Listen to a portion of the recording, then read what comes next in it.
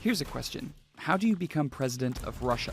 Every 6 years, many try and many fail in a country classified as authoritarian on the Democracy Index.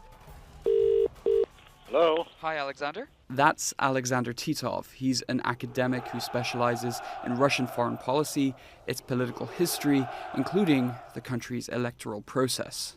Could you tell me a little bit about what the formal requirements are in order to campaign for president in Russia?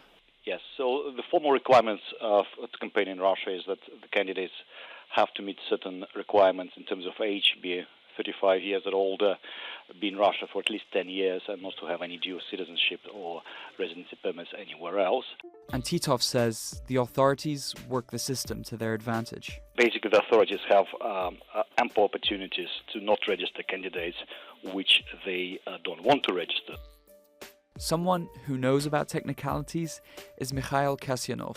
The former prime minister tried to run for president in 2008, only to be disqualified, allegedly for having some of his signatures forged, which Kasyanov says was falsified. Mikhail Kasyanov's case illustrates how, in many ways, it's easier for an electoral commission to ban somebody from running for the president if they don't want them to run. He's not alone.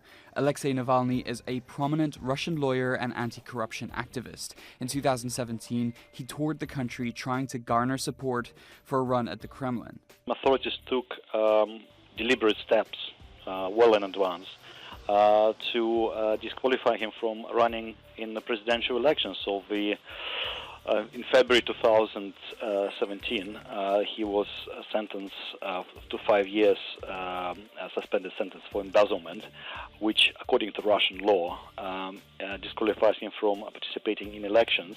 Navalny has denied any wrongdoing, and Russia has denied claims that authorities had prevented Navalny from running. But it's part of long-standing accusations of fraud by international election observers. Thousands marched on Moscow, rejecting Vladimir Putin's win in 2012. His triumphs have been called illegitimate, something Russia dismisses. So, Alexander, if candidates get authorized, does that mean that afterwards they're in for a free and fair race? Well, no. I mean, there is no such a thing as a free and fair race in Russia due to several factors, but particularly a very high dominance by the state and the incumbent president of the media in particular. So the television is completely controlled by the Kremlin. Russia denies it's manipulating or hindering the democratic process in the country. It maintains its elections are free and fair. Here's Putin at an annual news conference in December 2017, talking about the need for opposition in Russian politics. I keep thinking that our political environment, as well as the economic environment, should be competitive. And I would really very much like, and I'll do my best, so that our political system should be well balanced, which is impossible without the competition in politics.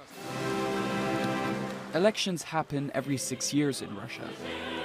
Becoming president can take an awful lot longer, with plenty of obstacles.